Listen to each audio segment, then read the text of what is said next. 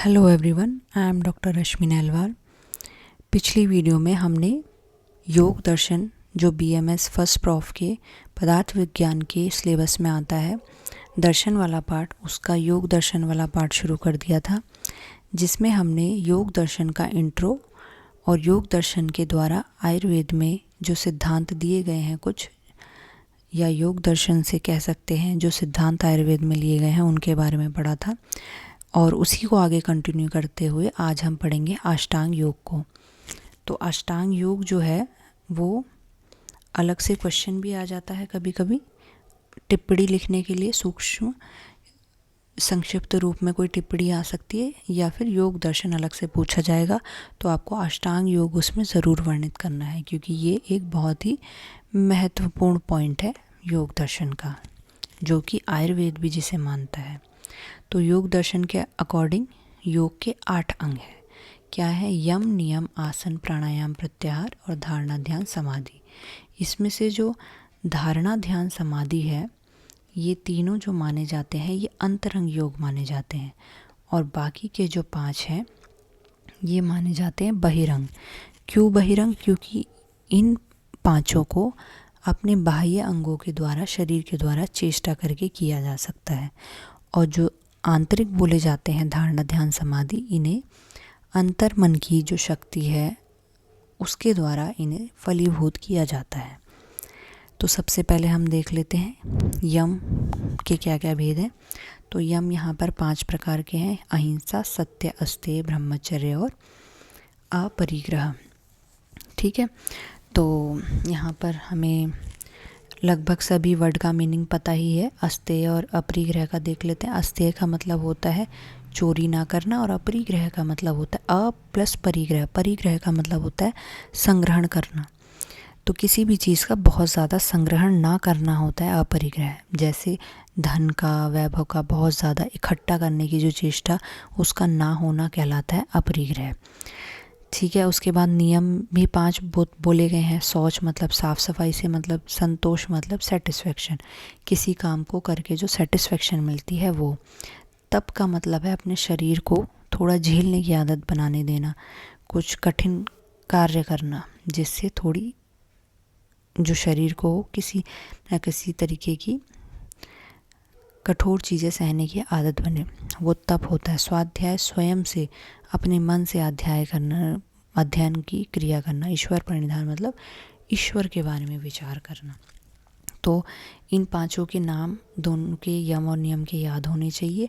यहाँ पर देख सकते हैं कि यम की जो क्रियाएं हैं बेसिकली शारीरिक चेष्टाएं हैं, कि इनको हमें शरीर से करने से रोकना है। अहिंसा का मतलब हिंसा, लड़ाई धड़ाई या मुंह से किसी के कठोर वचन, इस पे भी हमें अपना कंट्रोल करना है। सत्य भी हमारा वचन मुंह से ही निकलेंगे, ठीक है, उसको भी हमें धारण करे रखना है। अस्तेय, चोरी भी नहीं करनी है। ब्रह्मचर्य का पालन करना है। अपरिग्रह, और जो नियम बताए हैं ये सब आंतरिक मन से आते हैं। ये सब चीज़ें कि हम अपने मन में अगर रखेंगे ये सब चीज़ें तो ये बाहर भी दर्शित होंगी। तो यम और नियम के जो 5 प्रकार है ये हमें याद रखने हैं। उसके बाद आता है आसन। आसन के बारे में क्या लिखा है? आसन के द्वारा निश्चलता और सुख की प्राप्ति होती है। निश्चलता से मतलब क्या है? निश्चलता से मतलब है कि जैसे जिस प्रकार कभी हमने नोटिस भी किया होगा कि एक तो मन की निश्चलता होती है, कि हमारा मन जब हम एक जगह कंसंट्रेट करते हैं तो वो इधर उधर भागता रहता है। तो ये क्या है? ये एक चल गुण है उसका, मन का। तो इसको स्थिर करना, उसमें निश्चलता लाना, उसे इधर उधर ना भगा के केवल एक जगह पे केंद्रित करना, निश्चलता। इसी प्रकार हमारे हाथ पैरों पर भी ये बात लागू होती है। कई बार देखा होगा कि कई लोग बैठे बैठे हाथ हिलाते रहते हैं या पैर हिलाते रहते हैं, इधर उधर गर्दन से चेष्टा करते रहते हैं। तो उसमें भी सुधार लाना, उसमें स्थिरता लाना, उसे एक जगह केंद्रित करे रखना, ये है आसन का कार्य। ठीक है, फिर प्राणायाम की बात आती है। तो प्राणायाम बोला है श्वास प्रश्वास की गति की विशृंखलता को प्राणायाम कहते हैं। तो विशृंखलता से क्या मतलब है? कि जो उसकी श्रृंखला है उसमें कुछ व्यवधान ला देना। अब कैसे? जो प्राणायाम हम करते हैं पूरक, कुंभक, रेचर, इस टाइप के, कपालभाति, तो उसमें बेसिकली श्वास की गति का खेल होता है। जो हमारी रेगुलर सांस चल रही है उससे कुछ हम उसमें डिस्टरबेंस लाते हैं, या तो हम गहरी गहरी सांसें लेते हैं या जल्दी जल्दी सांसें लेते हैं। तो जो एक मेन हमारी श्रृंखला होती है उसमें कुछ ना कुछ हम बदलाव लाते हैं, उसमें कुछ व्यवधान ला रहे हैं, और सांसों से जो हम प्रक्रिया कर रहे हैं व्यायाम की, वो कहलाती है प्राणायाम। उसके बाद प्रत्याहार की परिभाषा आती है। तो प्रत्याहार क्या है? इंद्रियों को अपने अपने विषयों के साथ संबंध होने से चित्त स्थिति के समान स्थिति होने को प्रत्याहार कहते हैं। इंद्रिय या फिर इंद्रिय विजय की स्थिति, मतलब जब हमारा मन इधर उधर भटक रहा था, इंद्रियां इधर उधर भटक रही थी, तो उनको जब हम अपनी मर्जी से एक जगह पे अगर हम केंद्रित करके रख सकते हैं, तो वो क्षमता, वो इंद्रियों पर विजय पाने की क्षमता जो कहलाती है, उसे कहा जाता है प्रत्याहार की स्थिति।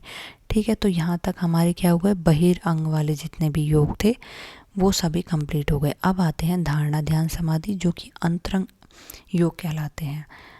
धारणा, ध्यान और समाधि।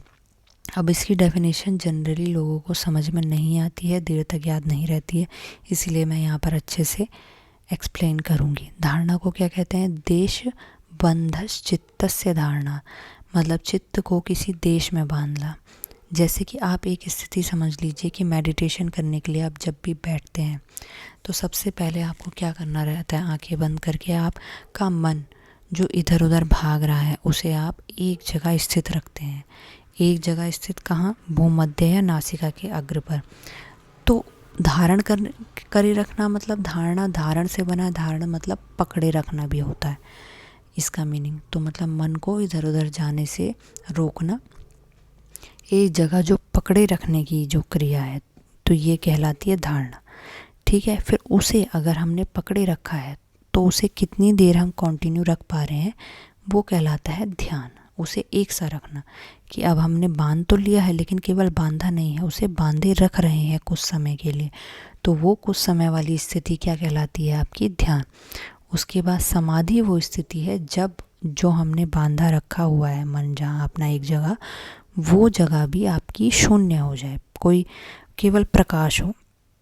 मतलब जिस एक विषय में आपने मन को बांधे रखा था वो एक विषय भी शून्य हो जाए, प्रकाश हो जाए, किसी चीज़ की आपको इमेजिनेशन नहीं हो, जो कि हमने समाधि के भेद जिसे कहते हैं निर्वितर्क समाधि या निर्विचार समाधि, वही समाधि की यहाँ बात चल रही है कि सब रूप एक सा हो जाए, शून्य सा हो जाए। ठीक है, अब यहाँ पर इन्होंने बताया धारणा ध्यान समाधि को संयुक्त रूप में संयम भी कहा जाता है। ये याद रखेंगे, संयम वर्ड धारणा ध्यान समाधि के लिए यूज़ हो रहा है। फिर धारणा ध्यान समाधि को अंतरंग योग कहते हैं, जैसा कि मैंने बताया, और अन्य 5 को बहिरंग। तो अष्टांग योग ये बहुत इम्पोर्टेंट टॉपिक है, अलग से भी आता है, कभी 5 मार्क्स में 10 मार्क्स में अलग से इस पर टिप्पणी लिखने के लिए आ जाती है। तो इसको अच्छे से, इसके नाम, टाइप्स, डेफिनेशन सब अच्छे से याद रखनी है। फिर आती है अष्ट योगिक सिद्धियाँ। ये भी नाम याद रखने की दृष्टि से बहुत ज़्यादा इम्पॉर्टेंट है। अगर आप नाम याद रखते हैं तो इसके नाम में ही इसकी डेफिनेशन है वो आपको समझ में आ ही जाएगी। अणिमा से क्या मतलब है? अणिमा बना है अणु शब्द से। अणु का मतलब होता है बहुत ही सूक्ष्म, जो परमाणु, अणु, एटम के लिए जो वर्ड यूज़ होते हैं, तो अणु का मतलब होता है बहुत ही ज़्यादा सूक्ष्म।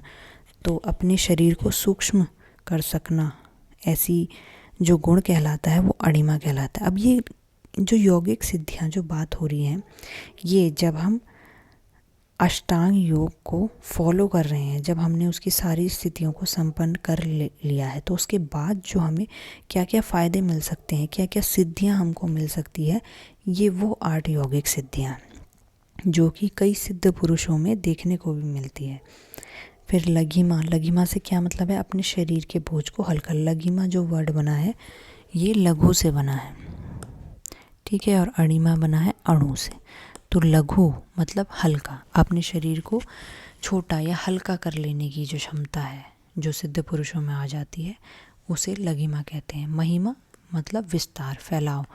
महिमा महान जहाँ से बना है, महिमा का मतलब बहुत बड़ा भी कहते हैं, महान भी कहते हैं। तो अपने शरीर को फैलाव में बड़े करने की जो क्षमता है वो महिमा कहलाती है। अब प्राप्ति क्या है? प्राप्ति प्राप्त से बना है कि इष्ट पदार्थ को प्राप्त कर सकना। किसी भी हम जिस इष्ट मतलब इच्छित, कोई भी हम किसी पदार्थ की इच्छा रखें और उसे प्राप्त कर लें तो वो प्राप्ति है।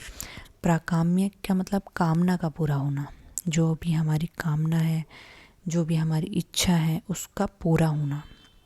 फिर वशित्व क्या है? प्राणियों को वश में कर सकना, वश से बना है वशित्व।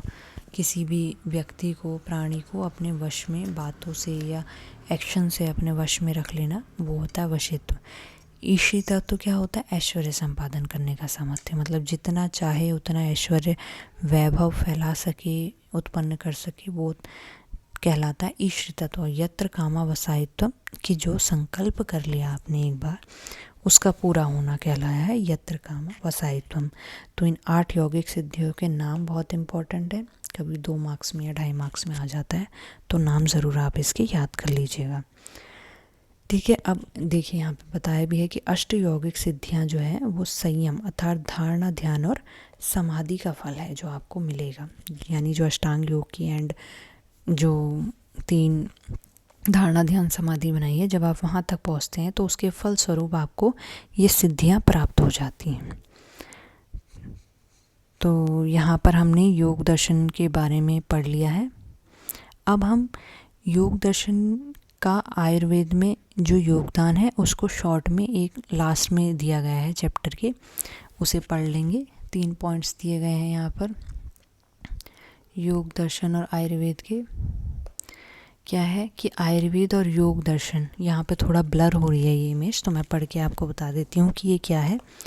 आयुर्वेद और योग दर्शन दोनों ने प्रत्यक्ष, अनुमान, आगम, प्रमाण को माना है। जैसे कि यहाँ बात आ गई थी पहले कि 3 प्रमाण योग दर्शन ने भी माने और उन तीनों को आयुर्वेद ने भी एज इट इज़ लिया है। आयुर्वेद में भी व्याधि की चिकित्सा के लिए प्राणायाम का वर्णन प्राप्त होता है।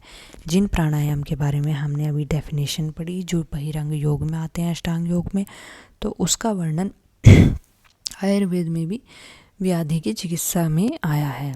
आयुर्वेद अष्ट सिद्धि आदि की अवधारणाओं का भी समर्थक है। अष्टांग योग में धारणा, ध्यान, समाधि की स्थिति के बाद जो सिद्धियां प्राप्त होती हैं, जो अभी हमने पढ़ी, अणिमा, महिमा, लघिमा, उन सब की अवधारणाओं का समर्थक आयुर्वेद भी है। आयुर्वेद भी उन सब में विश्वास रखता है। ठीक है, तो ये एक छोटा सा दर्शन हमने 2 पार्ट में कंप्लीट किया है, 2 वीडियो में योग दर्शन। इसके बाद नेक्स्ट हम स्टार्ट करेंगे वैशेषिक दर्शन। वैशेषिक दर्शन जो है वो उसका चरक पर बहुत ज़्यादा प्रभाव है, ये एक इम्पॉर्टेंट दर्शन है। आचार्य चरक ने वैशेषिक दर्शन की बहुत सी चीज़ें एज इट इज़ ली हैं। उसी तरीके से जो हमने सांख्य दर्शन पढ़ा था उसकी एज इट इज़ चीज़ें अधिकतर आचार्य सुश्रुत ने ली है। तो वैशेषिक दर्शन अधिकतर चरक संहिता में देखने को मिलता है और सांख्य दर्शन अधिकतर सुश्रुत संहिता में देखने को मिलता है। तो देखेंगे अगली वीडियो से वैशेषिक दर्शन के बारे में। अभी के लिए इतना ही रखते हैं। Thank you.